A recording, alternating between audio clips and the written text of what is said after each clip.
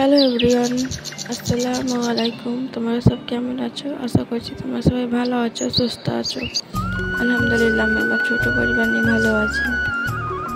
তো দিনটা ছিল বৃহস্পতিবার, আর বৃহস্পতিবার ছেলেকে ব্যায়াম করাতে আসবে।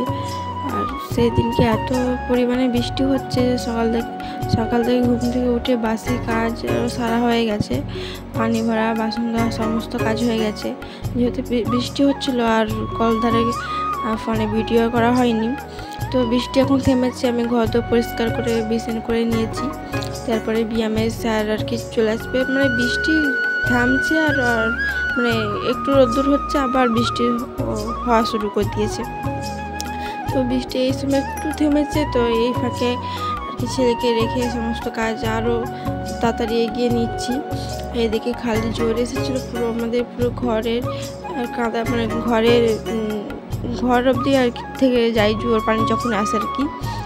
আর এই এত কাপড় চোপড় এই বৃষ্টিতে আর কি, আমি জানি হয়তো মানে সকালে ঘুম থেকে উঠে দেখলে অনেক রোদ্দুর হয়েছে, তাই কাপড় চোপড় সব জেবিয়ে দিয়েছিলাম। আর তারপরে দিন ওই 1 ঘন্টা 2 ঘন্টা করে বৃষ্টি হচ্ছে, আবার থামছে, আবার বৃষ্টি হচ্ছে। তো তার মধ্যে আবার বৃষ্টি হচ্ছে। তো যেহেতু বৃহস্পতিবার, তো আমাদের এখানে বৃহস্পতিবারে আর কি মিসকিন আসে, তো তারা চাল নিতে এসেছে। আর এদিকে ব্যায়ামের স্যারও কোচে ব্যায়াম করাচ্ছে। তো তারা বৃষ্টির জন্য বাইরে বেরোতে পারেনি, আমাদের উসরাই ছিল। তো সেই কারণে কোচকে ব্যায়াম করাচ্ছে। তো তারা একটু মিলে আর কি দেখছিল। তো ব্যায়ামের স্যার ব্যায়াম করে চলে গেছে। আর এদিকে বৃষ্টিও আর কি থেমে গেছে, আবার রোদ্দুর উঠে গেছে। আর আমাদের এই রাস্তার সামনে একটু মানে গর্ত টাইপের, যখন ঢালাই করেছিল তো ভালো করে করেছিল না, তো অতএব পানিটা একটু জমে থাকে। মানে ঝাঁটা দিয়ে আর কি যদি পানিটাকে সরিয়ে দেওয়া যায় তো তবেই সব ভালোই পানি জমে হয়ে থাকবে। তো ব্যায়ামে স্যার চলে যেতে কিছু খাইয়ে আর কি ঘুমিয়ে পড়েছে, কারণ ব্যায়াম করতে গেলে আর একটু কষ্ট হয়, একটু কান্নাকাটি করে। তো এই ফাঁকে ওই যেহেতু ঘুমিয়ে গেছে, আমি ভাবলাম যে জানালাটা অফ করে দিয়েছিলাম, যেহেতু মানে চোখে আলো লাগতো, তো সেই কারণে জানালাটা ভাবলাম যে খুলে দিই। অনেকক্ষণ মানে 1-1.5 ঘন্টা আর কি ঘুমিয়েছে।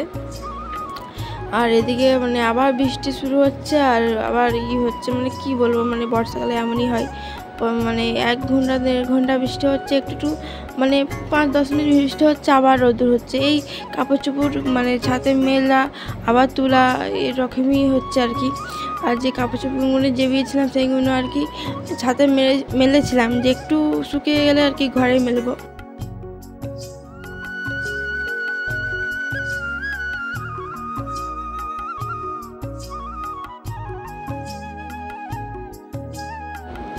দেখতে পাচ্ছ, তো বৃষ্টি থামার সঙ্গে সঙ্গে আবার রোদ উঠে আছে। আর যেহেতু কচি ঘুমিয়ে আছে, তো যেগুলো আমি কাপড় চোপড় মেলেছিলাম ছাদে, সেগুলো এনে আমার ঘরে আমি মেলেছিলাম। তো যেহেতু রোদ উঠেছে, আমি ভাবলাম মেলবো ছাদে বলে, আর মেলার দরকার নেই, যেগুলো শুকিয়ে গেছে সেগুলো একটু গজ করে নিই।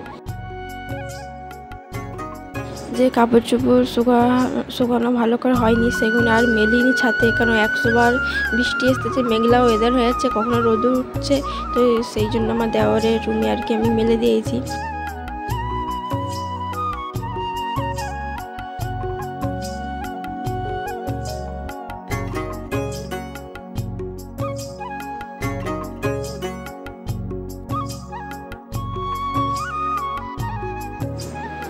তো আমার গজ করা হয়ে গেছে, যেগুলো আর কি শুকনো ছিল সেগুলো আর কি গজ করে নিয়েছি। তো এবার যাবো দোকানে, যেহেতু আমাদের সামনে মানে বাড়ির গেটের সামনের দিকে একটা দোকান, আর পিছনের দিকে একটা দোকান, মানে পেছনের দিকে একটা দোকান। পেছনের দিকে চা দোকান, আর তার সাথে মুদিখানা দোকানের সমস্ত জিনিস আর কি বিক্রি করে।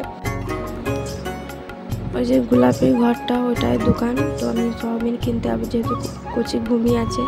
ভাত রান্না হয়ে গেছিলো, তরকারি রান্না করা হয়েছিল না। ঘুম পাড়ি দিয়ে কাপড় চোপড় গজ করে আর কি সয়াবিন আলু রান্না করতে বসে দিয়েছি।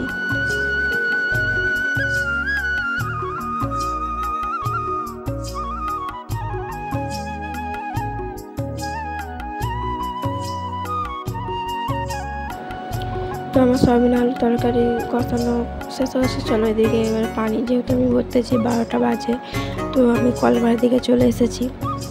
তো আমার কলপাড়ের দিক থেকে আর কি চা দোকানটা দেখা যায়, তো গাছের জন্য মানে পরিষ্কারভাবে দেখা যাচ্ছে না, তবে এখান দিয়ে আর কি চা দোকানটা দেখা যায়। ওই যে খেজুর পাশে যে ইটা আছে ওইটাই চা দোকান। তো ভিডিওটি আমি এখানে শেষ করবো। সবাই ভালো থাকবেন, সুস্থ থাকবেন। আসসালামু আলাইকুম।